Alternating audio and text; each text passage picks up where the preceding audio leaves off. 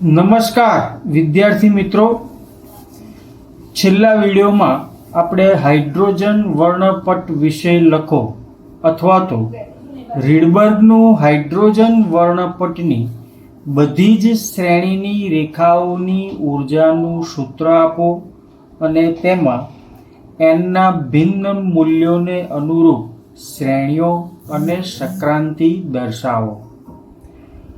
મિત્રો, સ્વીડનનો સ્પેક્ટ્રોસ્કોપીનો નિષ્ણાંત જોનિસ રીડબર્ગ કે જેણે હાઇડ્રોજન વર્ણપટ રેખાઓની બધી જ શ્રેણીઓ માટેનું સૂત્ર આપ્યું હતું, જે સૂત્ર છે મ્યુ બાર બરાબર 109677 into 1/n1 square minus 1/n2 square centimetre inverse, જ્યાં n1 એ તેની ભૂમિ અવસ્થા જે 0 સિવાયની પૂર્ણાંક સંખ્યા હોય અને n2 એ એની ઉત્તેજિત અવસ્થાઓ છે અને હાઇડ્રોજન માટેનો જે રીડબર્ગ અચળાંક છે એ 109677 સેન્ટીમીટર પર ઇન્વર્સ છે, જેને શોર્ટમાં RH વડે ઓળખીએ છીએ. એટલે અહીંયા આગળ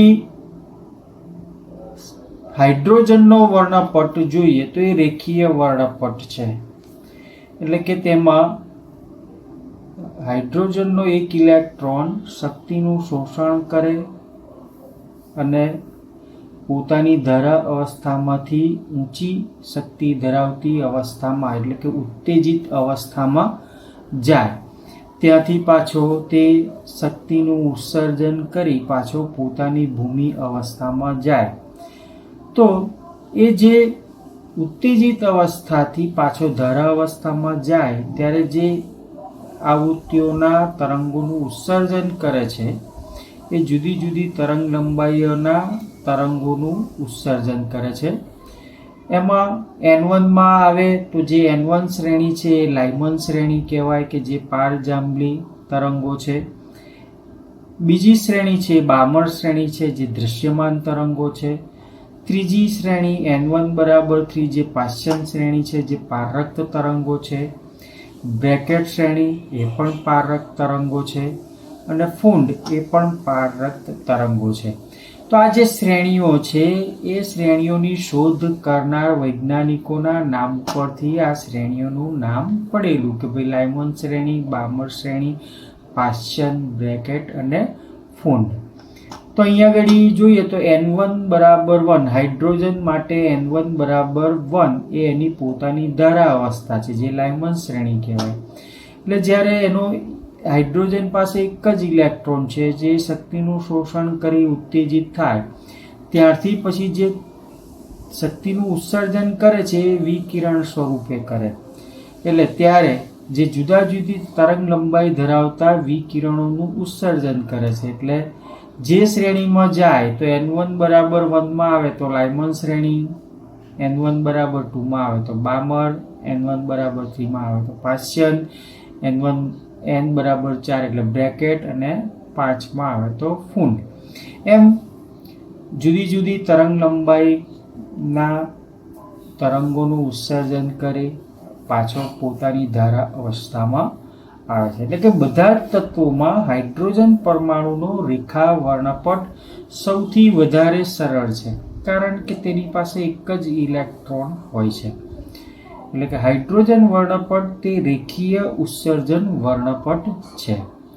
ત્યાર પછી આપણે વાત કરીએ કે બામર શ્રેણીનું સૂત્ર, તેના વિશે જણાવો. તો 1885માં બામર નામના વૈજ્ઞાનિકે દર્શાવ્યું કે વર્ણપટની રેખાને તરંગ સંખ્યા મ્યુ બારથી દર્શાવતા હાઇડ્રોજનના વર્ણપટની દૃશ્યમાન રેખાઓ જે છે એનું સૂત્ર માટે રીડબર્ગનું જે સૂત્ર છે રીડબર્ગ માટેનું સૂત્ર છે મ્યુ બાર બરાબર 109677 into 1/n1 square minus 1/n2 square. હવે બામર શ્રેણી માટે જોઈએ તો બીજા નંબરની શ્રેણી એટલે કે n બરાબર 2 હોય એટલે કે આપણે આગળ n1 બરાબર 2 લેવાનું, બરાબર. અને એની જે ઉત્તેજિત અવસ્થાઓ છે કે જ્યાં n બરાબર 3, 4, 5, 6 એ રીતે આવે. અહીંયા આગળ n1 બરાબર 2 લઈએ તો n2 બરાબર n1 + 1, n1 + 2, એટલે અહીં 2 લઈએ તો અહીંયા આગળ 3 આવે, 4 આવે, 5 આવે. એટલે આ જે સૂત્ર છે એ બામર શ્રેણી માટેનું સૂત્ર છે. એટલે કે આ સૂત્રથી વર્ણન કરેલી હાઇડ્રોજન વર્ણપટની શ્રેણીને બામર શ્રેણી કહે છે. આ શ્રેણીમાં માત્ર બામર શ્રેણીની જ રેખાઓ હોય છે અને આ બામર શ્રેણીની રેખાઓ જે છે એ દૃશ્યમાન વિભાગમાં હોય છે. એટલે દૃશ્યમાન વિભાગની તરંગ લંબાઈનો જે વિકિરણ હોય આપણે જોઈ શકીએ છીએ. ત્યાર પછી આગળના પ્રશ્ન જોઈએ કે ભિન્ન તત્વના પરમાણુઓના રેખા વર્ણપટોમાં શું સામાન્ય અને એમાં હાઇડ્રોજન વર્ણપટ શું ભિન્નતા ધરાવે છે?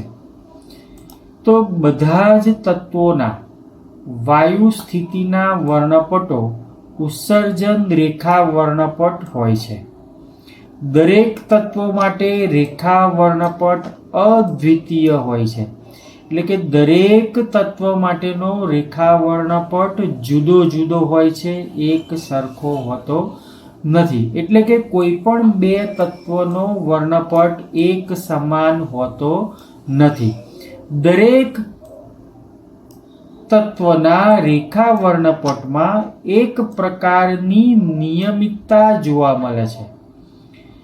હાઇડ્રોજન વર્ણપટથી ભિન્નતા જોઈએ તો બધા જ તત્વોમાં હાઇડ્રોજનનો વર્ણપટ સૌથી સરળ હોય છે, પણ ભારે પરમાણુઓ માટે રેખા વર્ણપટ વધુ જટિલ બનતો જાય છે. કારણ કે જેમ જેમ ઇલેક્ટ્રોનની સંખ્યા વધે તેમ તેમ તેનો રેખા વર્ણપટ વધુ જટિલ બનતો જાય. માટે હાઇડ્રોજનનો વર્ણપટ સરળ વર્ણપટ એટલા માટે છે કે તેની પાસે એક જ ઇલેક્ટ્રોન હોય છે.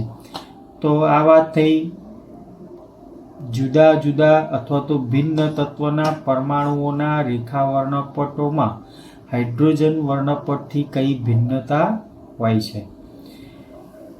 ત્યારબાદ આપણે જોઈએ બોહરનો પરમાણ્વીય નમૂનો કે ભાઈ હાઇડ્રોજન પરમાણુ માટેના બોહરના નમૂનાની અભિધારણાઓ લખો.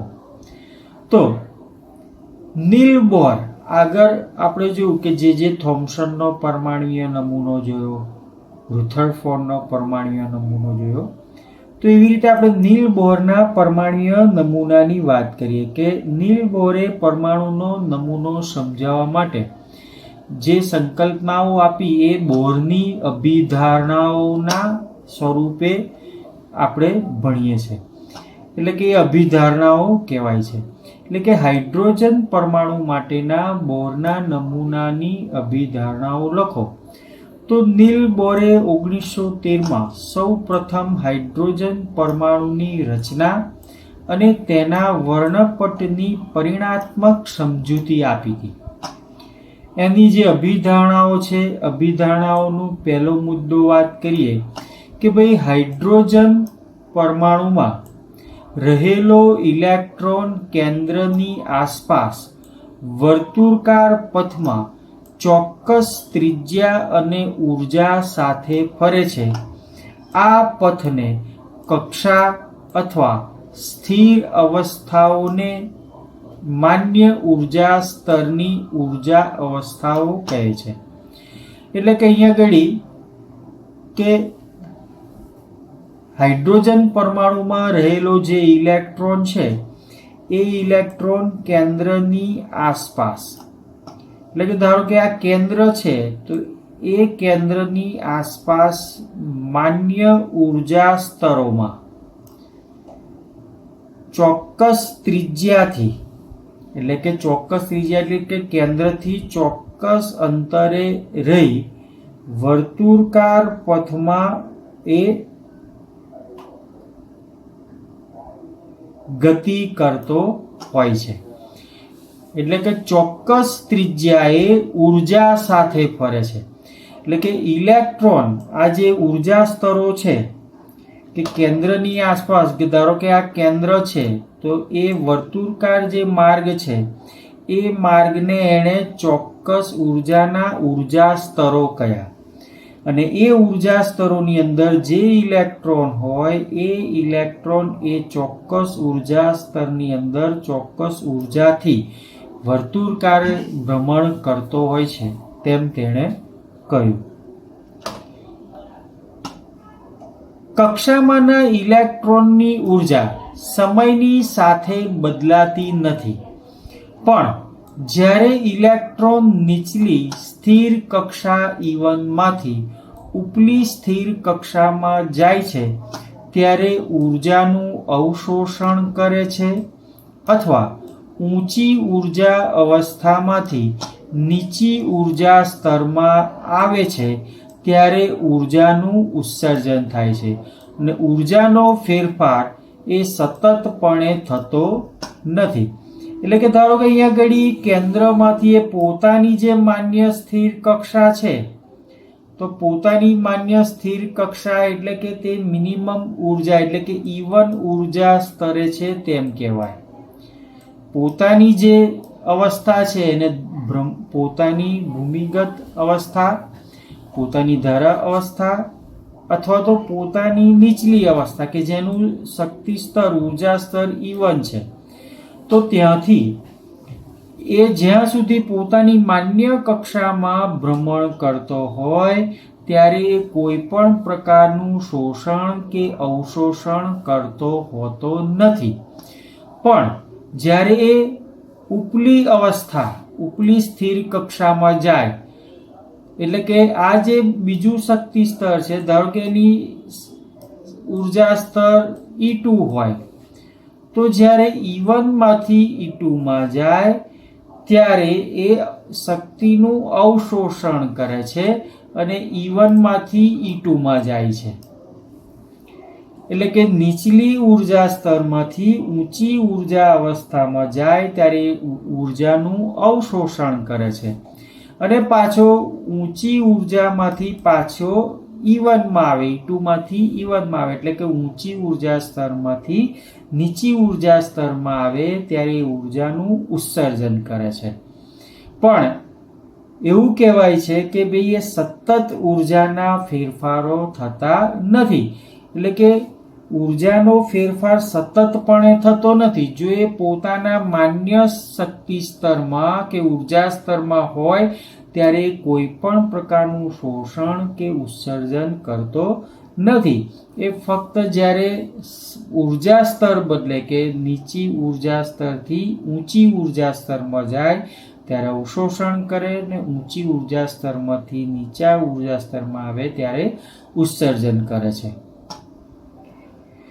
બે સ્થિર અવસ્થાઓ કે જેમની વચ્ચે ઉર્જાઓનો ફેરફાર ડેલ્ટા E હોય છે અને તેમાં સંક્રાંતિ થાય છે ત્યારે અવશોષિત થતા અથવા ઉત્સર્જિત થતા વિકિરણની આવૃત્તિ એ જોઈએ તો એ આ સૂત્ર દ્વારા દર્શાવાય કે E બરાબર hν.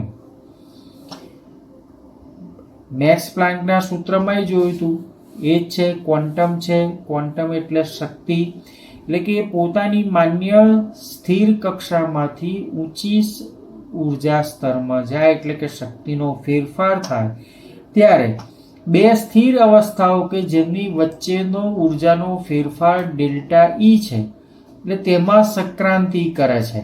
એટલે કે E બરાબર hν, અને જો ડેલ્ટા E લઈએ તો શું થાય? બે ઉર્જા સ્તરોનો તફાવત E2 માઇનસ E1.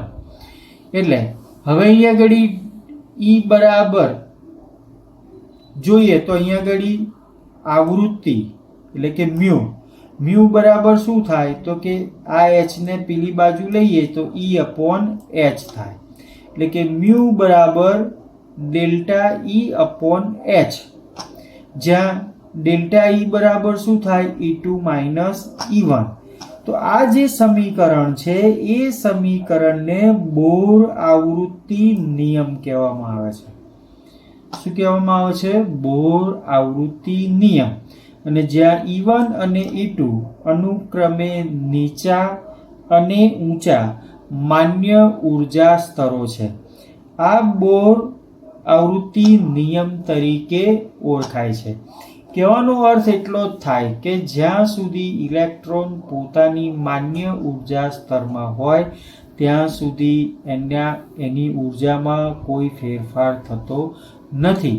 પણ જ્યારે પોતાની માન્ય ઉર્જા સ્તરથી વધારે ઊંચા ઉર્જાવાળા સ્તરમાં જાય ત્યારે ઉર્જાનો જે તફાવત છે એ તફાવત ડેલ્ટા E એટલે બે ઉર્જા સ્તરોની બાદબાકી, કે ભાઈ માન્ય ઉર્જા સ્તર E1 હોય તો એનાથી ઊંચી ઉર્જાવાળું સ્તર E2, તો ડેલ્ટા E બરાબર E2 માઇનસ E1 થાય. અને એના માટેનું સૂત્ર પણ આપણે શોધ્યું કે મ્યુ બરાબર ડેલ્ટા E અપોન H, જેને બોર આવૃત્તિ નિયમ કહેવામાં આવે છે. આપેલ સ્થિર કક્ષામાં ઇલેક્ટ્રોનનું કોણીય વેગમાનમાં દર્શાવ્યા પ્રમાણે રજૂ કરી શકાય. હવે કેન્દ્રની આસપાસ ઇલેક્ટ્રોન વર્તુળાકાર માર્ગે ગતિ કરે છે, એટલે કે કોણીય વેગમાન છે. એનું વેગમાન સીધું નથી, કોણીય વેગમાન છે.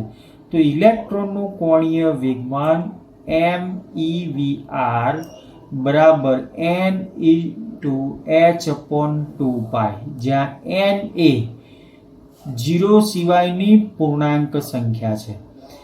એટલે એનો મતલબ કે એનું જે કોણીય વેગમાન છે એ કોણીય વેગમાનમાં ઇલેક્ટ્રોન એવી જ કક્ષાઓમાં ઘૂમે છે કે જેમાં કોણીય વેગમાન h અપોન 2π નું મૂલ્ય પૂર્ણાંક સંખ્યામાં હોય.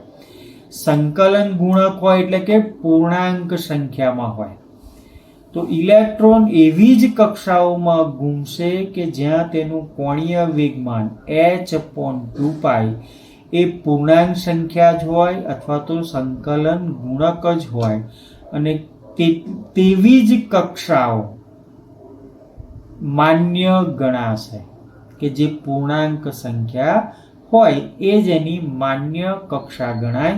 એટલે કે ઇલેક્ટ્રોન એવી જ કક્ષામાં ઘૂમશે કે જેમના કોણીય વેગમાન h અપોન 2π ના મૂલ્યો સંકલન ગુણાંક એટલે કે પૂર્ણાંક સંખ્યામાં હોય ને તેવી જ કક્ષાઓ માન્ય ગણાય.